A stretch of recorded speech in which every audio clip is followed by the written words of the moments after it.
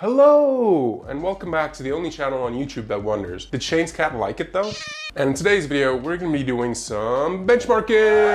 Woo! It's actually not that exciting, but we are going to do some benchmarking. Or more specifically, we're going to be benchmarking my old graphics card, which is a Radeon HD 7870. And the reason we're doing this is to see whether a 2GB card is actually still feasible for playing modern games at somewhat reasonable frame rates and at least semi-decent quality settings. While my current graphics card, the GTX 1080, which I may or may not have borked, if you want to check the video out for that, it'll be in the description down below. While it doesn't struggle with its 8GB of RAM, there are some titles that push it almost to its limit at highest quality settings. So I'm very interested to see if my old 7870 can still kick it with the big boys. Currently the card is in my girlfriend's setup, which is right there. So yeah, we're just gonna pop that out, pop my 1080 out, switch the two cards around, and then get to benchmarking to see whether you can actually still game on a 2GB card in 2019. But wait, I'm back. Just wanted to do a quick reminder that I do have a Patreon. It's linked down in the description. If you wanna help me out, help the channel grow, help me buy Monster. I don't want to be too honest there. Help me buy equipment to make the quality of videos better. If you want to support the channel that way, please do. It helps me out a lot and I really appreciate it. Okay, on to the video. All right, let's get to it.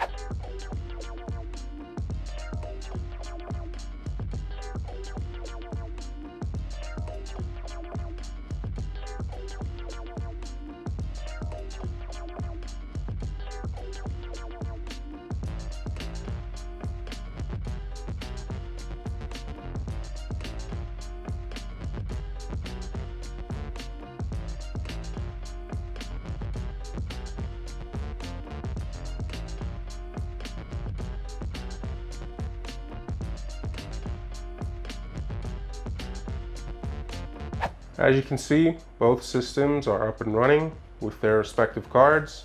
There's a 1080, there's it working, and then there's the 7870 also working. Fantastic. All right, you got everything set up. 1080's in there, 7870 in here. Now obviously they won't just work right off the bat, so I'm gonna quickly install drivers on both systems, get this one up and running as best I can, and I'll check back in a bit. Okay, the recommended AMD driver is version 19.4.1. So that's the one I'll be installing in this one.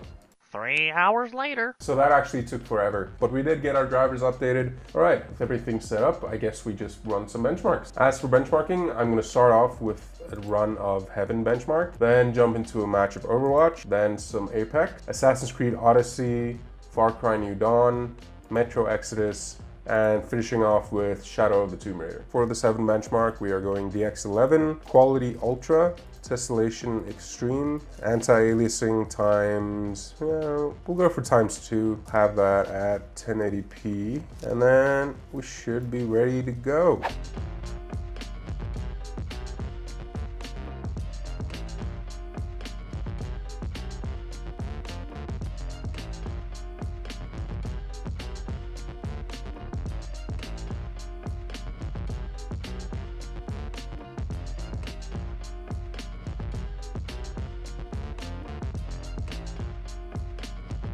Okay, well, it's actually not that bad. I expected a little worse from a card that's as old as this, especially with that 2 gigs of RAM, but whatevs. Looks like we're currently rocking a 26.5 FPS average. All right, let's move on to our next test, which is gonna be a match of Overwatch. Actually, no, it's not gonna be a match of Overwatch because there's an update and I'm in no mood to wait for an update right now. So I'll get that updated. But in the meantime, I think let's move on to Shadow of the Tomb Raider.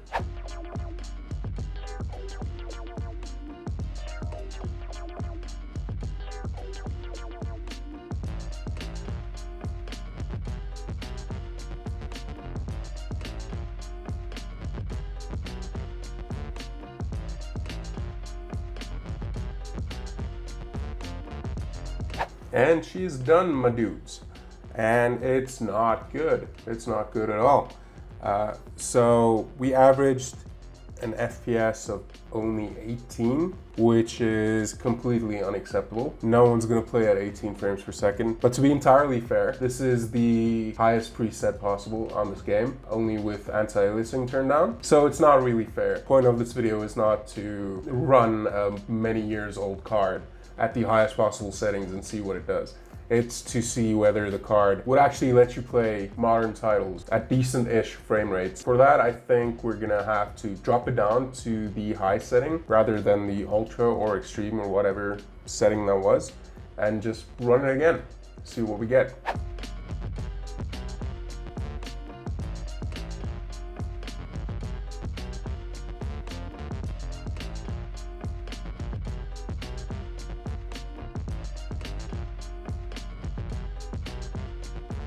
Alright, as expected, that run was significantly better, where we averaged around 28 FPS. I did see it drop below around 24 to 23, which will definitely not be fun to play. But in general, the game runs fairly well, especially with these adventure kind of games. 30 FPS is okay. You could definitely finish the game and enjoy it mostly, running at 30 or just around 30 FPS, but it's still not ideal. Dropping low in games like this, it just doesn't feel right. You can definitely do that, gain another, say, 10 to 15 FPS.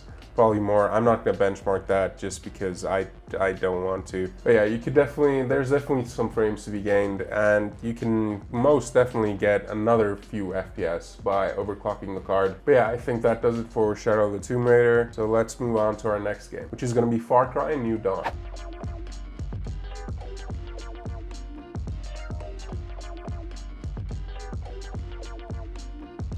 So that was a decent run. You can see here the game shows our VRAM usage is way beyond what we actually have. But even so, the card did manage a decent-ish FPS, just below 30. 29 FPS, again, it's not ideal at all, especially in 2019 where everything is 60 FPS or higher, or it's just trash. However, 30 FPS is technically playable. It's not like Shadow of the Tomb Raider, it's a little more FPS heavy, so your frame rate does count a lot more in this game. At 30 FPS is still more than good enough if you just want to enjoy the game, enjoy the story with semi-decent visuals.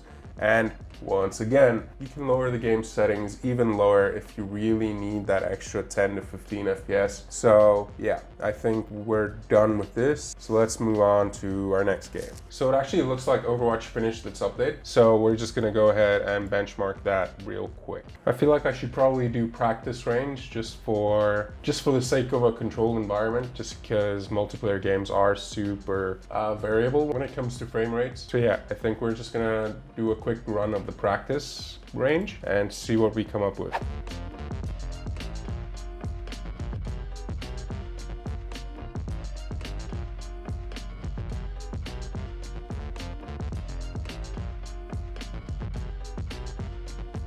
Okay, that was a pretty good run. Let's see what our FPS was like. It looked to me like we were averaging about 70 FPS, so let's see what we got. All right, pretty much 70 FPS, 69.8, so yeah, really good. Like, unless you're a pro player that wants to game at 144 Hertz, you're gonna be just fine. That being said, let's move on to our next benchmark. All right, so we're back. Don't mind the shirt. It's the next day, whatever. So yeah, Overwatch ran pretty fine. So let's move on. I think our next game is going to be Apex Legends, which is almost certainly going to be a lot more intensive graphics wise.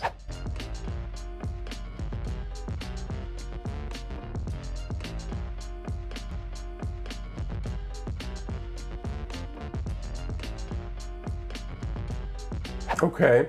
So that didn't really go all that well. Anywho, let's see what our FPS results are. Okay, so we took a couple of benchmarks during that match. Let's just see what we got. Okay, so for our first benchmark, that was during the tutorial level. We averaged about 69.8 during the tutorial level, but the real results are gonna come in the actual matches. So let's just see what those are like. It looks like we got some wildly differing averages here. We got an average of 74 for the first benchmark during the match, and we got an average of 54 during the second benchmark. So what I think I'm gonna do is just get an average across all three and then just take that as our final score. Okay, so that brings our average down to 65.6 FPS. On to the next one, which I think we're gonna do a quick benchmark of Metro Exodus.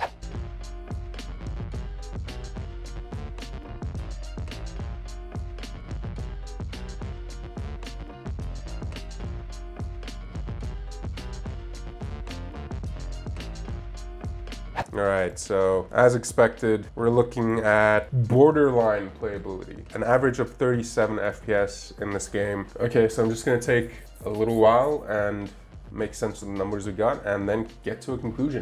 All right, so where are we at? Well, let's look at the numbers. In Heaven, we averaged 26.5 FPS. In Overwatch, we averaged 69 FPS. In Apex, we averaged 65 FPS. In Far Cry New Dawn, we averaged 29 FPS. In Metro Exodus, we averaged 37 FPS. In Shadow of the Tomb Raider at its highest quality settings, we averaged 18 FPS, and Shadow of the Tomb Raider medium settings, we averaged 27 FPS. So what do the numbers mean? Well, they mean that this little 2GB card that I bought many years ago actually still somewhat holds up with most modern titles. Averaging 60 FPS and up in both Overwatch and Apex means that it's pretty commendable. You really need 60 FPS or above in both those titles to actually be competitive and to really enjoy the games to their fullest. The other games we tested, the more AAA adventure type titles, I am still firmly in the bank that 60 FPS average should be global across almost all games. But for titles like those, 30-ish FPS is acceptable to some degree. If you're gonna be playing those games on the TV while you sit on the couch or something like that, then the 30 FPS cinematic look might work somewhat. So does that mean 2GB cards like the 7870 or its other 2GB brethren are worth it or relevant in 2019? Well, no, not at all. While the card actually averaged a 60 FPS or above in both Overwatch and Apex, it wasn't solid at all. In firefights, you could definitely tell that the FPS drops significantly below 60 FPS. And those situations are exactly the times that you don't want that happening. Those frame rate drops, more often than not, lead to your death, which is extremely frustrating to deal with. And while 30 FPS might still be cinematic, that was not my experience in the games we tested. Just like with our esports titles, these AAA adventure type titles rarely stuck to its 30 FPS mark, often dipping well below 30. And when that happens, you definitely notice it. It is like a kick in the gut when that happens, which is a real shame because games like these that are more cinematic and story driven, these games are all about immersion.